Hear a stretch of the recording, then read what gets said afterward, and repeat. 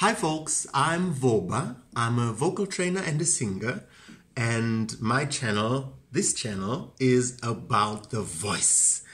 More specifically about the anatomy of the voice and what we can do to train the voice to have a healthy, strong voice that gives us whatever we need, when we open our mouth. So my first focus is, of course, for singers and people who want to sing, but also for everybody who needs to, use their voice. Maybe a bit of my anatomical input might be able to help you in understanding your voice better and being more healthy. But especially the knowledge that I want to provide is not for you so much to develop the voice that you want, but more to actually develop the ear to tell apart, oh, this is good, this is not so good, this is really healthy, this is not so healthy. I also want you to know what is actually possible to accomplish with the voice. Like everybody can have 4 octaves.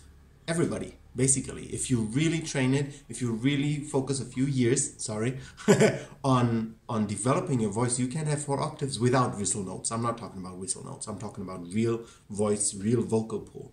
Everybody can have at least 105 decibel in their voice, which sounds a lot, but for a healthy human voice is not that much. We all as children had at least 3 octaves. We all as children had at least 100, most of us like around 110 decibel in the voice, if we wanted to use it that way.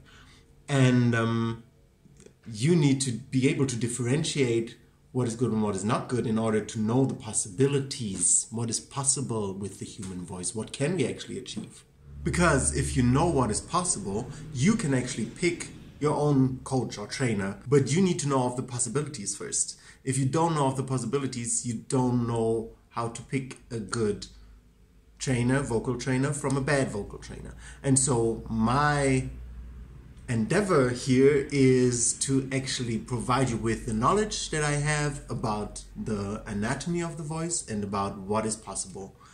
And hopefully you can get some information from that and then make good decisions for vocal coaches or for how to use your voice, and how to not use your voice.